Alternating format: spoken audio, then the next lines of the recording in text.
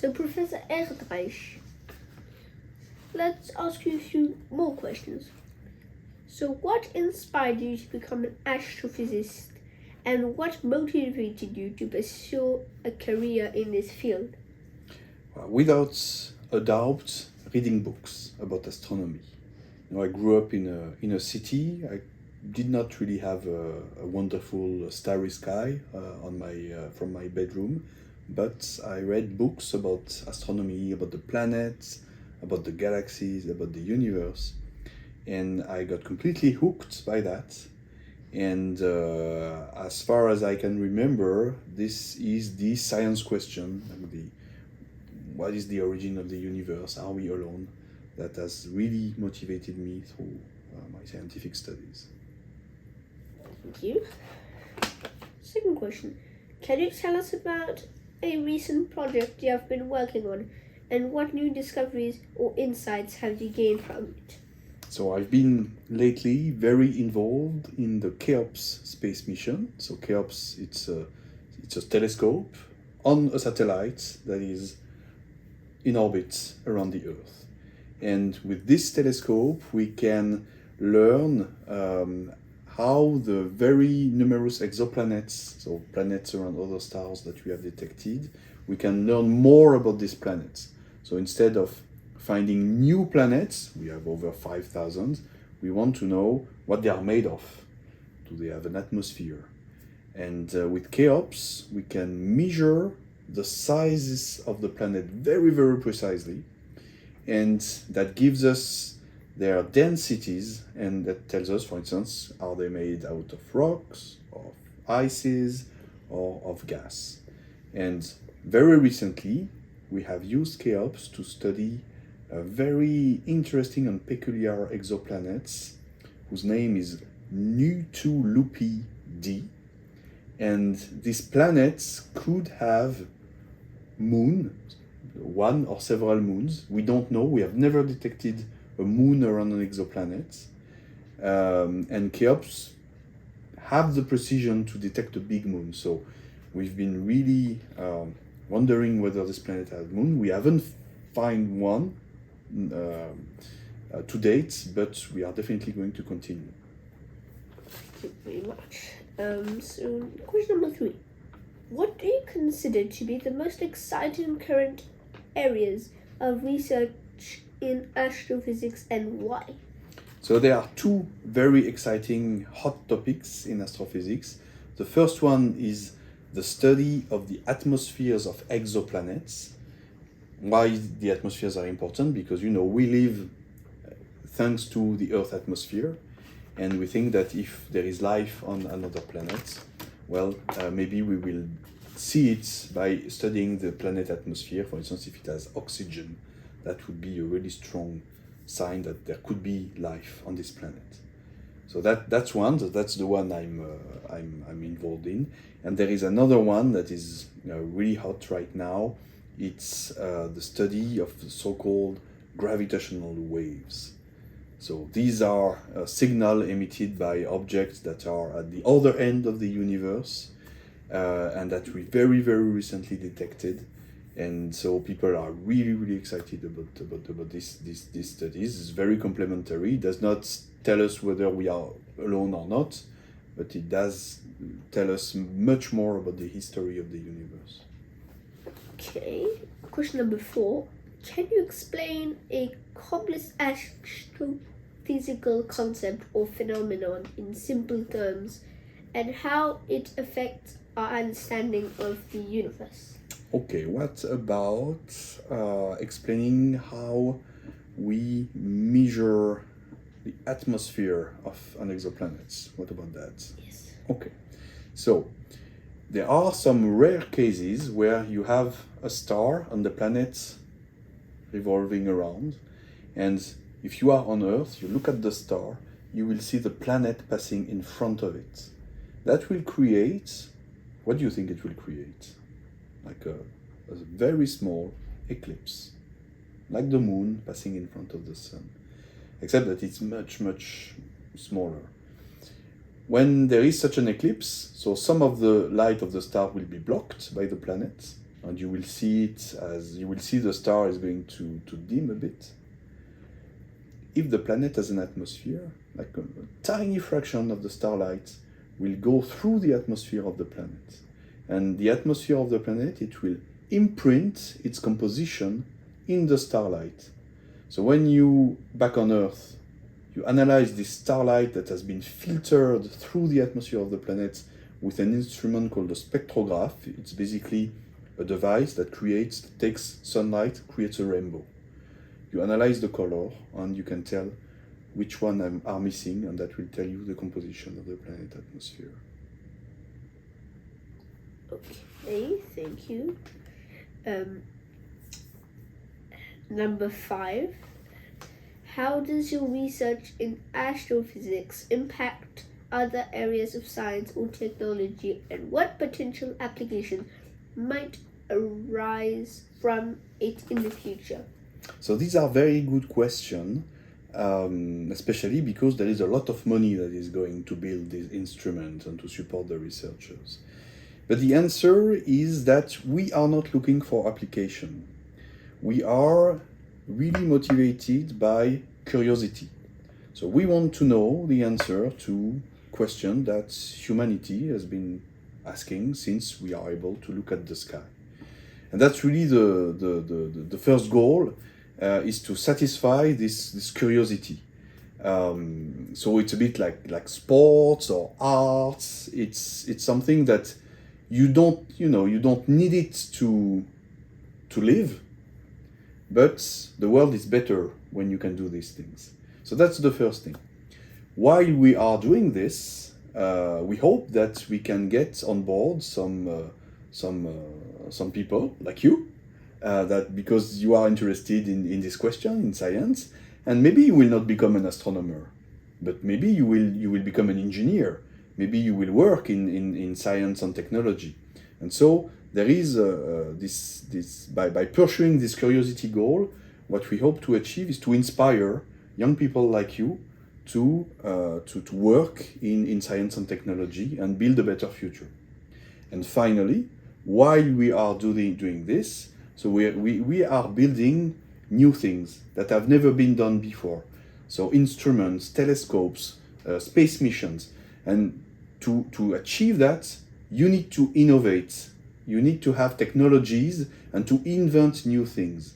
And you do not do that to apply to something, but you never know what is going to happen with the technology that you have used to because you needed an infrared detector or something like a specific mirror or some adaptive optic system.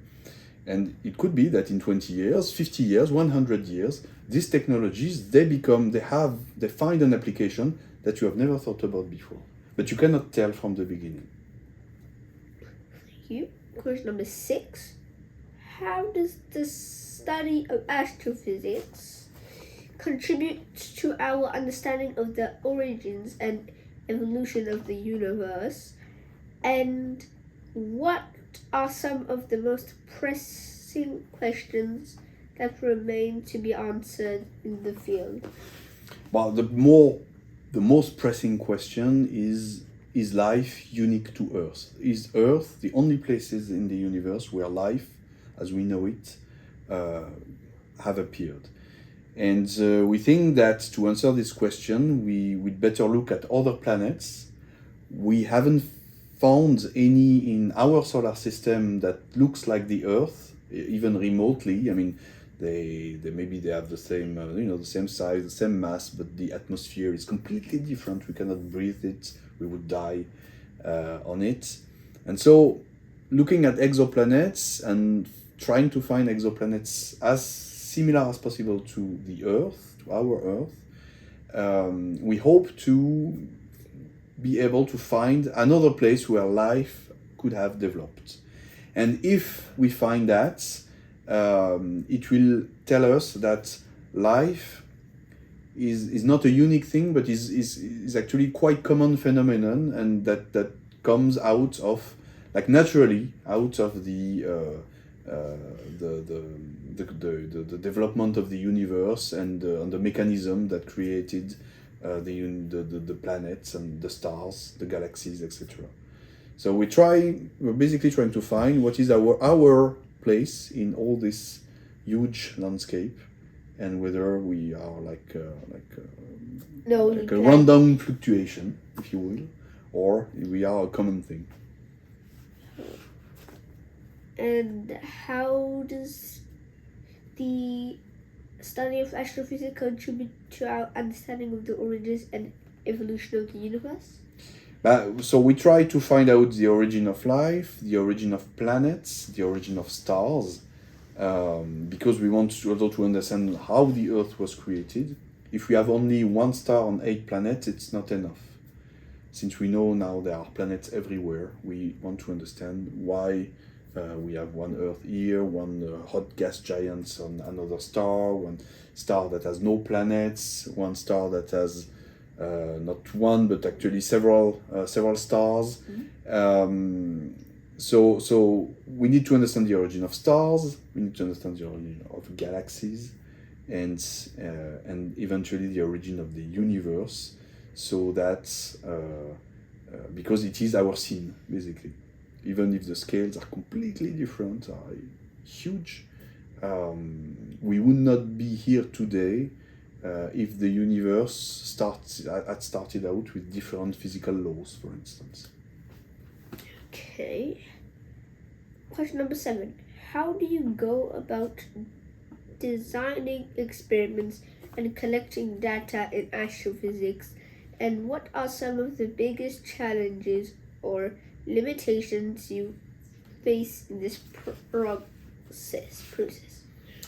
So the process is what we try to follow is that we try to build an instrument or a telescope, or what you call an instrument is like basically like a camera that you would put on your telescope when the telescope is built.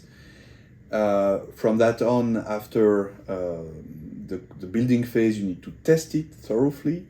Once it is tested, you can start the scientific program, usually observing stars in my case, to find the planets or to learn more about the planets. And you can do that for several years. You accumulate data, and then these data are analyzed. And now there is a big developments on the side of data analysis, because we have more and more data with a bigger and bigger data volume, like huge images, data cubes, etc. That requires very sophisticated skills in terms of data science, for instance. And we can analyze them with the sophisticated algorithm, machine learning, etc. And once we have analyzed our data and we find some interesting thing, then we try to understand them using numerical models in particular. And when we have like a complete picture and we kind of understand what we are seeing, then we write that down in a scientific article that we publish in a review that will be spread and read by all the astronomical community. And how do you go about designing experiments and collecting data in astrophysics? So that's the process I basically try to summarize, which is you have the idea of a new thing that you want to observe, maybe to make a new discovery, and from let's say you know that you need to have this level of precision to measure the starlights with a level of precision of 1 part per million, for instance. So you know maybe what 1% is. Okay, it's one hundredth of something. So 1 millionth of something is called a part per million. And if you can monitor the light of a star at this level of precision, then you can find planets that are similar in size to the Earth, maybe even smaller. And this is what we call your scientific requirement, that you want to measure the light at this level of precision. And all the rest of your experiments, it derives, it's dimensioned from this top level requirement. So the size of your telescope, where it should be, can it be on the ground, does it need to be in space, will be linked to this requirement that you have expressed. Okay, Question number 8. How do you collaborate with other scientists or institutes in your research? And what role does interdisciplinary work play in astrophysics? So it's a very international science because the projects are big and costly. So if you want to build a space mission, it's very difficult for one country to do it alone. Even like a space agency like NASA is not launching, is not building everything on their latest space telescope. Like on the James Webb Space Telescope, there is an instrument that was built in France, for instance. And this goes for all big scientific collaboration. It is essentially international. So very naturally, now we want to build a telescope in Chile that has a mirror which is 39 meters in diameter. It's huge. It is a European organization that is setting up this endeavor, and there are international consortia that are providing instruments for this giant telescope. So it comes very naturally if you can find people who have the same goal, like they want to learn this thing on exoplanet, they want to learn this thing on the origin of the universe. Then you team up and you bring. But how do you manage to team up? But you interact through because you collaborate for a scientific project. So you will, for instance, and you can create collaboration, a network by ways of scientific conferences. So this is an activity that we pursue a lot. We go to conferences to present our results. And then we have colleagues from another country, maybe they are interested because maybe they have tried to do that with more or less success. So you start discussing, you say, maybe if only we had this experiment, we would be able to go much farther. And so you create, by this kind of networking, this type of it's a collaboration that could end up in international consortium. Question number 9. What advice would you give to aspiring astrophysics or students interested in pursuing a career in this domain? Follow your dreams. If you are interested by something, don't be shy attempting. You don't need to be a genius in math or in physics or in some other field to pursue this career. Of course, it helps. But what helps is really if you have the fire, your inner fire, your motivation, your grit for achieving something, your curiosity, and your enthusiasm. If you have that, just try. Last question, number 10. What do you see as the future of astrophysics, and how do you envision this field evolving over the next decade or beyond? So in the future, we will have like the biggest telescopes ever conceived that will be at the service of the community. So 40-meter telescopes that will allow us to reach far beyond what we have done recently. We will continue to have space telescopes. So there is a whole program of satellites for the years to come. And there is going to be a bigger and bigger role played by data science, because we will have so much data that you need to come up with sophisticated ways to deal with that and deal rapidly with terabytes of data to perform a giant numerical calculation. So that's a bit where we're going on the technical side, and of course all of this is for the sake of discovery. Thank you very much, Mr. Ehrenreich, for letting us come to this observatory. Pleasure. Thank you very much, Ethan. Thank you. It was a pleasure talking to you.